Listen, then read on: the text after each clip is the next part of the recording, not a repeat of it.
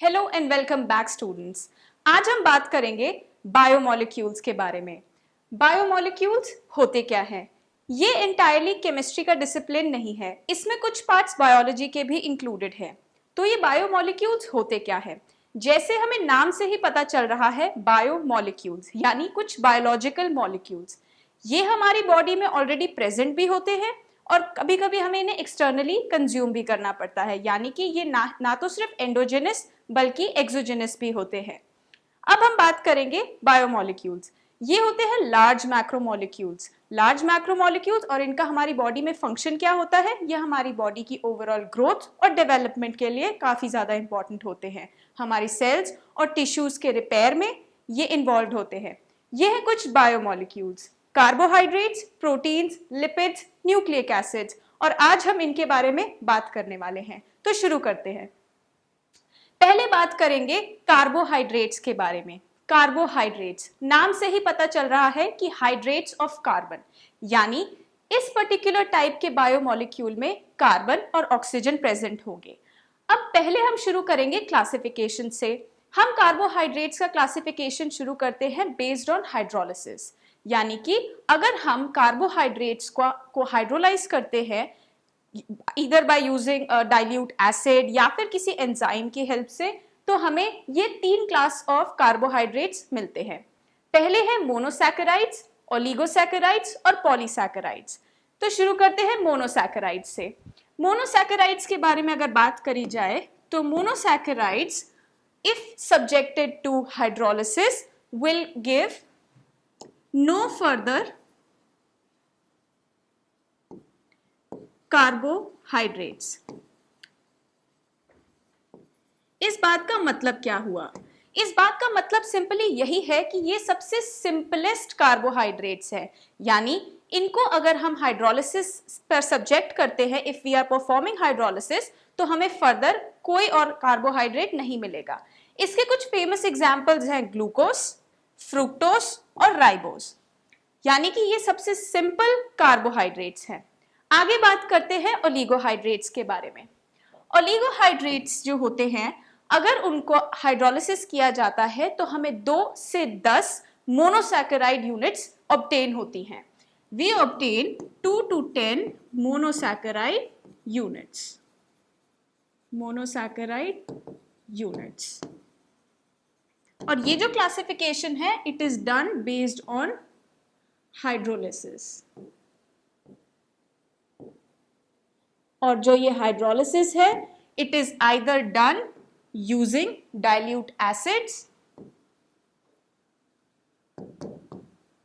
या फिर enzymatic hydrolysis भी हो सकता है, मीनिंग यूजिंग एंजाइम्स। ठीक है, आगे बात करते हैं पॉलीसैकेराइड्स के बारे में। ओलिगोसैकेराइड्स के हमने कुछ एग्जांपल्स पहले देख लेते हैं। इसके कुछ एग्जांपल्स हैं सुक्रोज।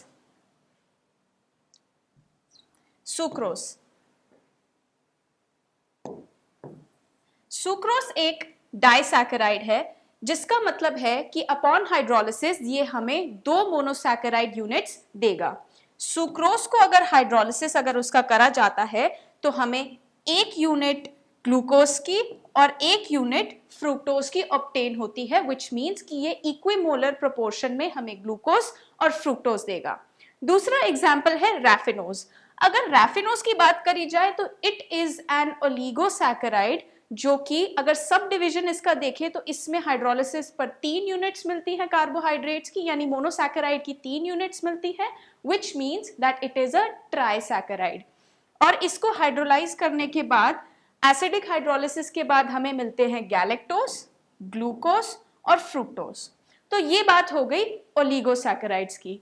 लास्टली पॉलीसैकेराइड्स की बात करी जाए तो these are very high molecular mass carbohydrates, यानी कि इसमें सिंगल कार्बोहाइड्रेट में ही हमारे इतने सारे यूनिट्स ऑफ मोनोसैकेराइड्स मिल जाते हैं हाइड्रोलिसिस पर कि हम उन्हें काउंट नहीं कर सकते। फॉर एग्जाम्पल स्टार्च की बात करी जाए, starch is comprised of n number of glucose units, यानी कि अगर स्टार्च का हाइड्रोलिसिस करा जाए तो उसके बाद हमें n number of glucose units मिलेंगी। तो ये था classification of carbohydrates based on hydrolysis. आगे बढ़ते हैं। बात करेंगे एक और क्लासिफिकेशन के बारे में। क्लासिफिकेशन है शुगर्स और नॉन शुगर्स का। अगर हम कार्बोहाइड्रेट्स की बात करें तो हम फर्दर उन्हें शुगर्स और नॉन शुगर्स में भी क्लासिफाई कर सकते हैं। अब शुगर्स, नाम से ही पता चल रहा है कि ये स्वीट टेस्टिंग होंगे, whereas जो नॉन शुगर्स हैं they are not sweet tasting. तो पहला पॉइंट जो है हमारा वो ये है कि दे आर स्वीट टेस्टिंग, ठीक है। And talking about non sugars, तो they are non sweet tasting, non sweet tasting. अब बात करी जाए दूसरे पॉइंट की कि और कैसे हम इन दोनों को डिस्टिंग्विश कर सकते हैं। दूसरा पॉइंट है इनका स्ट्रक्चर या कॉम्पोजिशन। स्ट्रक्चर और कॉम्पोजिशन देखें तो sugars are crystalline in nature, sugars are crystalline in nature, whereas non sugars are amorphous in nature. अगर नॉन शुगर्स की बात करी जाए तो they are amorphous in nature. अब क्रिस्टलाइन और अमॉर्फस के कॉन्सेप्ट के बारे में हमने सॉलिड स्टेट में तो पढ़ा ही है। क्रिस्टलाइन सब्सटेंसेस या सॉलिड्स वो होते हैं जो कि रेगुलर होते हैं कॉम्पोजिशन में, whereas अमॉर्फस सॉलिड्स वो होते हैं जो इरेगुलर होते हैं, जिनका कोई फिक्स्ड मेल्टिंग पॉइंट नहीं होता, जो आइसोट्रोपी डिस्प्ले करते हैं। और क्रिस्टलाइन सॉलिड्स का तो फिक्स्ड मेल्टिंग पॉइंट होता है, एनाइसोट्रोपिक होते हैं नेचर में। तो ये है सेकेंड पॉइंट ऑफ डिफरेंस कि शुगर्स क्रिस्टलाइन होते हैं नेचर में और non sugars are amorphous in nature. अब बात करी जाती है थर्ड पॉइंट ऑफ डिफरेंस की। अब बात करेंगे वाटर सॉल्युबिलिटी के बारे में। अगर हम जनरली सोचें तो शुगर्स क्या होती हैं, they are simply water soluble. तो इनकी वाटर सॉल्युबिलिटी के बारे में हम देखेंगे कि they are water soluble, whereas non sugars are water insoluble. अगर इनकी बात करी जाए तो दे आर वाटर इनसॉल्युबल, ठीक है। तो ये थे कुछ point of differences between sugars and non sugars. और हमारे मोनोसैकेराइड्स और ओलिगोसैकेराइड्स जितने भी हैं they all come under the category of sugars, whereas polysaccharides they come under the category of non sugars. अब है second classification based on reducing sugar and non reducing sugar. अब हम फर्दर क्लासिफाई कर सकते हैं अपने कार्बोहाइड्रेट्स को into reducing sugars and non reducing sugars. Now what does that mean? देखो, अब हमने in the chapter aldehydes and ketones पढ़ा था कि there are some tests that help us to distinguish between aldehydes, ketones and et cetera. अब हम देखेंगे कि उन टेस्ट्स को हम प्रैक्टिकली कैसे यूज कर सकते हैं। हमने पढ़ा है टॉलेंस रिएजेंट के बारे में, टॉलेंस रिएजेंट के बारे में, और हमने पढ़ा है फेहलिंग्स सॉल्यूशन के बारे में, फेहलिंग्स सॉल्यूशन। अब हमें पता है कि टॉलेंस रिएजेंट क्या होता है, it is an अमोनियाकल solution of silver nitrate. तो वो हमारा सिल्वर नाइट्रेट का अमोनियाकल सॉल्यूशन होता है विच इज अ कम्प्लेक्स। वो कम्प्लेक्स होता है कुछ इस तरीके से, हमारा OH माइनस। तो ये है हमारा डायअमीन सिल्वर 1 हाइड्रोक्साइड, ठीक है। ये है हमारा Tollens reagent,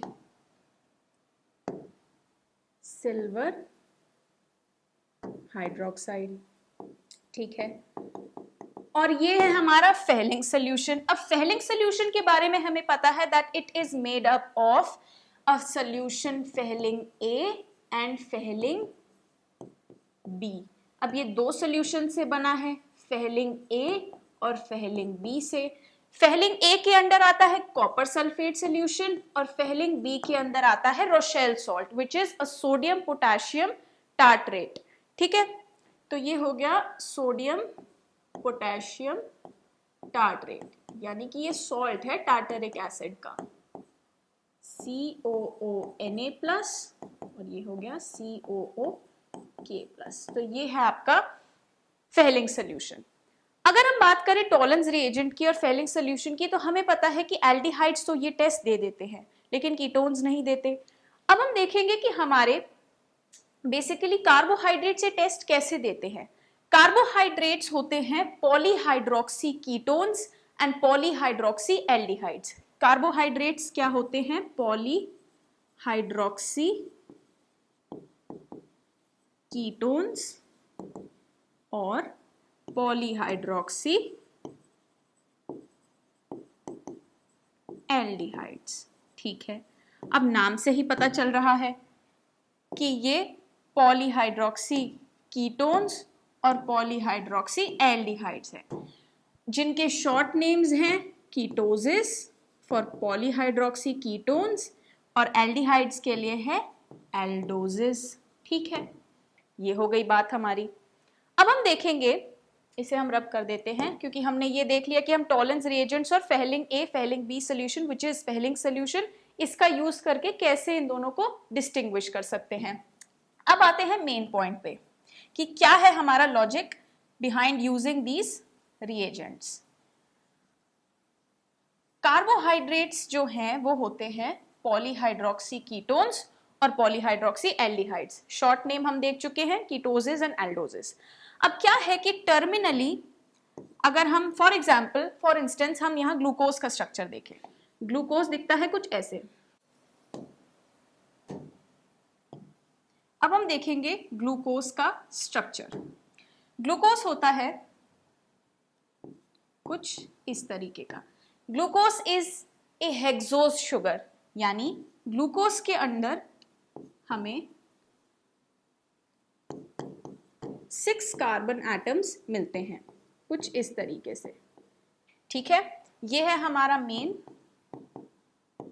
skeleton for glucose.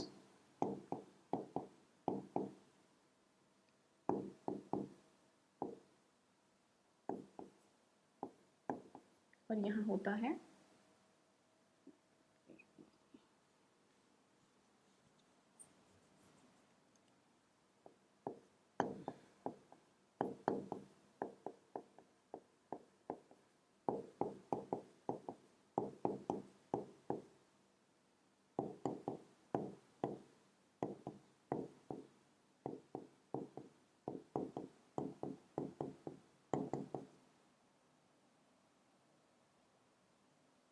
ये है हमारा ग्लूकोज का structure which is a hexose sugar.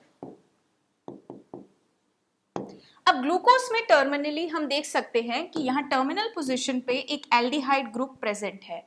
Due to it's present ये टॉलेंस टेस्ट भी देगा और फेहलिंग टेस्ट भी देगा। अगर हम बात करें फ्रुक्टोज की, फ्रुक्टोज अनलाइक ग्लूकोज एक कीटोज है। Glucose is an aldose, but हमारा जो फ्रुक्टोज है it is a ketose sugar. अगर हम यहीं पर ही फ्रुक्टोज की बात करें तो it is a ketose sugar.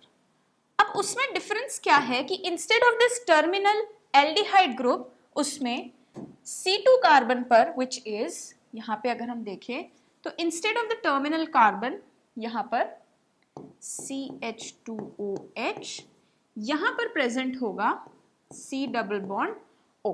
That's the only difference between fructose and glucose कि यहां पे हमारा सेकेंड पोजीशन पे प्रेजेंट होगा कार्बोनिल ग्रुप। लेकिन कीटोन होने के बाद भी फ्रुक्टोज फेहलिंग्स टेस्ट और टॉलेंस टेस्ट देता है। क्यों? अब हम देखेंगे कैसे।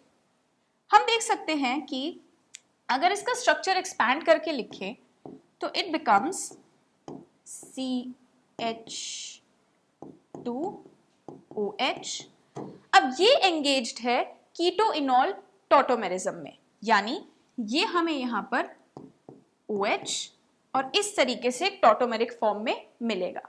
फर्दर अगर हम देखें तो यहां पे भी ये कीटोइनॉल टॉटोमेरिज्म एग्जिस्ट हो रही है, यहां तो थी ही, अब फर्दर ये फिर से होगा रिएक्शन। देखो टॉटोमेरिज्म फिर से होगी, कैसे? यहां देखें तो ये बन जाएगा C डबल बॉन्ड OH और यहां पे H आ जाएगा। तो ये इवेंचुअली हमारा जो फ्रुक्टोज है it is in equilibrium with glucose.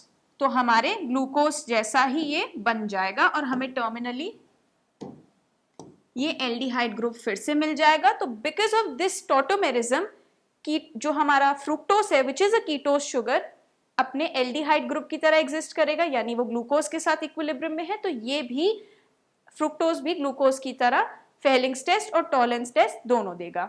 ये तो बात हो गई हमारे रिड्यूसिंग शुगर्स की, और एग्जाम्पल है मोनोसैकेराइड्स, यानी जितने भी मोनोसैकेराइड्स हैं वो सब फेलिंग्स टेस्ट और हमारा टॉलेंट टेस्ट देंगे। लेकिन यहाँ पे बात करते हैं नॉन रिड्यूसिंग शुगर्स की। अब नॉन रिड्यूसिंग शुगर्स में क्या है कि पॉलीसैकेराइड्स है इसका example. Polysaccharides are very long chain polymers of these monosaccharides. अब इस रीजन से होता क्या है कि इन्हें ब्रेक करना हो जाता है मुश्किल, बिकॉज उनके जो ये रिड्यूसिबल ग्रुप्स है वो सब लिंक्ड है वो सारे। बिकॉज ऑफ दिस लिंकेज ये ग्रुप्स फ्रीली अवेलेबल नहीं होते। As a result of this ये ना तो टॉलेंस टेस्ट देंगे ना ही फेलिंग्स टेस्ट देंगे। तो ये रीजन है कि polysaccharides are non reducing in nature, whereas monosaccharides like glucose and fructose are reducing in nature. आगे बात करेंगे। हमने बात कर ली क्लासिफिकेशन के बारे में कि हम कैसे अलग अलग क्राइटेरिया पर अपने कार्बोहाइड्रेट्स को क्लासिफाई कर सकते हैं। टू बिगिन विथ अब हम बात करेंगे मोनोसैकेराइड्स के बारे में। मोनोसैकेराइड्स वो हैं जो हाइड्रोलिसिस पर हमें फर्दर कोई सब यूनिट नहीं देंगे। तो ये है मोनोसैकेराइड्स। अगर हमारे मोनोसैकेराइड में 3 कार्बन एटम्स होते हैं तो उनके लिए जनरल टर्म यूज होती है ट्रायोज। यहीं अगर उसमें 4 होंगे तो टेट्रोज, पेंटोज अगर 5, हेक्सोज तो 6, जैसे कि ग्लूकोज और फ्रुक्टोज हमारी हेक्सोज शुगर्स हैं, क्योंकि उसमें 6 कार्बन एटम प्रेजेंट होते हैं तो इसीलिए उन्हें कहा जाता है हेक्सोज शुगर। और यदि उसमें 7 होंगे तो heptose sugar and so on. यदि अगर हम एल्डिहाइड और कीटोन्स में फर्दर डिफरेंस देखें, हमारी अगर 3 मेंबर्ड एल्डिहाइड है हमारा कार्बोहाइड्रेट तो उसे एल्डोट्रायोज कहेंगे, कीटोन है 3 मेंबर्ड तो कीटोट्रायोज कहेंगे। यही अगर हम अपनी बात करें कि ग्लूकोज और फ्रुक्टोज जो है it is an aldohexose because उसमें टर्मिनली एक एल्डिहाइड ग्रुप प्रेजेंट होता है, और फ्रुक्टोज एक कीटोहेक्सोज है, यानी वो कीटोज शुगर है क्योंकि उसमें कीटोनिक ग्रुप प्रेजेंट होता है। तो इस तरीके से हम मोनोसैकेराइड्स की नेमिंग कर सकते हैं।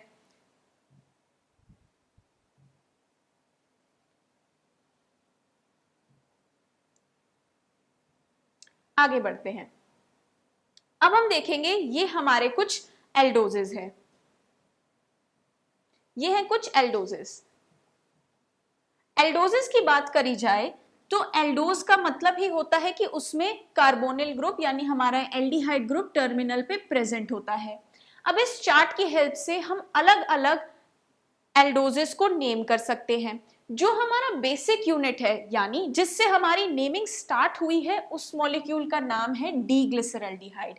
इसे डीग्लिसरल्डिहाइड कहते क्यों है? क्योंकि यहाँ पे हमारे with respect to carbon atom right hand side पर OH ग्रुप है और लेफ्ट हैंड साइड पे हाइड्रोजन लगा हुआ है, इसीलिए ये है डीग्लिसरल्डिहाइड। बिकॉज राइट साइड पे है हमारा OH और लेफ्ट साइड पे है H। अगर ये उल्टा होता पोजीशन तो ये एल ग्लिसरल्डिहाइड बन जाता, लेकिन हमारे कार्बोहाइड्रेट्स नेचुरली अकरिंग जो होते हैं they are in the D form, तो इस वजह से हम यहाँ पे डीग्लिसरल्डिहाइड कंसिडर करेंगे। अब देखेंगे कि हमारी जो सबसे स्मॉलेस्ट यूनिट है it is a 3 carbon containing हमारा ये एल्डोज शुगर है। और हमने पढ़ा है कि अगर हमारे 3 मेंबर्ड होता है, 3 कार्बन्स प्रेजेंट होते हैं तो जनरल नेम तो ट्रायोज हो गया, और ये सिंस हम एल्डोज कंसिडर कर रहे हैं एल्डिहाइड्स वाला तो ये हो जाएगा एल्डोट्रायोज। तो ये है हमारा एल्डोट्रायोज। फर्दर मूव करेंगे, एक एक कार्बन इंक्रीज करते चलेंगे। इसमें है 4 कार्बन्स तो ये हो गया हमारा टेट्रोज, और ये एल्डिहाइड ग्रुप के अंडर आ रहा है तो ये है एल्डोटेट्रोज। फिर एक कार्बन इंक्रीज करेंगे तो ये बन जाएगा हमारा एल्डोपेंटोज। फिर एक कार्बन इंक्रीज करेंगे तो ये बन जाएगा एल्डोहेक्सोज। तो कुछ इस तरीके से हम देख सकते हैं कि कैसे हमने नेमिंग की। अगर हम एक कार्बन और बढ़ा देंगे इसी ग्लिसरल्डिहाइड मॉलिक्यूल में ये अगर C1 है, C2 पे हमने एक ग्रुप और इंट्रोड्यूस कर दिया, एक कार्बन और इंट्रोड्यूस कर दिया, तो ये हो जाएगा यहाँ पे अगर OH राइट हैंड साइड है तो ये एरिथ्रोस, और यदि अगर लेफ्ट हैंड साइड है तो थ्रियोस। फर्दर नेक्स्ट स्टेप में हम फिर से C2 पे एक और कार्बन इंट्रोड्यूस कर देंगे तो 2 केसेस जनरेट हो जाएंगे। फर्दर अगर इसमें भी एक कार्बन और इंट्रोड्यूस कर देंगे तो 2 केस जनरेट हो जाएंगे लेफ्ट और राइट के रिस्पेक्ट में। तो ये हमारे फर्दर 4 और शुगर्स को it gives rise to 4 more sugars. Further अगर इन शुगर्स में भी हम C2 कार्बन पे एक कार्बन और इंट्रोड्यूस कर देंगे तो ये हमारे टोटल 1 2 3 4 5 6 7 8 और शुगर्स को गिव राइज करेगा। और हम देखेंगे कि यहाँ पे ग्लूकोस कुछ इस तरीके से है। ये है हमारा ग्लूकोस जो बना हमारे अराबिनोज से, जो एरिथ्रोज से जेनरेट हुआ है, which eventually has been formed from glyceraldehyde. तो ये है हमारे कुछ एल्डोजेस। आगे देखेंगे कीटोजेस। अब जिस तरीके से हमने एल्डोज शुगर्स के बारे में देखा है, अब हम देखेंगे कीटोजेस के बारे में, जिनका बेसिक यूनिट जो है उसे कहेंगे डाइहाइड्रोक्सी एसीटोन, क्योंकि यहाँ बेसिकली जो हमारी मोइटी थी एसीटोन रही थी, जिसमें हमने H को रिप्लेस करके, एक H को रिप्लेस करके OH लगा दिया है, तो इट बिकम्स डाइहाइड्रोक्सी एसीटोन। और ये हमारी 3 मेंबर्ड कीटोनिक शुगर है, तो इसे कहेंगे कीटो ट्रायोज। तो ये है हमारी कीटो ट्रायोज। फर्दर अगर हम इसमें फिर एक कार्बन एटम इंट्रोड्यूस कर देंगे तो इट बिकम्स एरिथ्रोलोस, इट बिकम्स एरिथ्रोलोस, और ये बन जाएगी हमारी कीटो टेट्रोज, कुछ इस तरीके से। फर्दर हमने कार्बन इंट्रोड्यूस किया इसमें तो ये बन जाएगी कीटो पेंटोज। और लास्टली फिर से अगर कार्बन इंट्रोड्यूस होता है हमारा इस पोजीशन पे, जो स्टार्ट पोजीशन है यहाँ पे, तो इस तरीके से हमारा जनरेट हो जाएगा। ये हर स्टेप में जिस स्टार्ट पोजीशन है यहाँ पे एक एक कार्बन इंट्रोड्यूस हो रहा है, तो यहाँ पे आ जाएगा आपका पेंटोज, और ये है आपकी कीटो हेक्सोस। और हम यहाँ देख सकते हैं कि फ्रुक्टोज जो है it is a keto hexose. कुछ इस तरीके से आपकी फ्रुक्टोज का स्ट्रक्चर है, कुछ ऐसा दिखता है, विच इज अ कीटोज शुगर। ठीक है।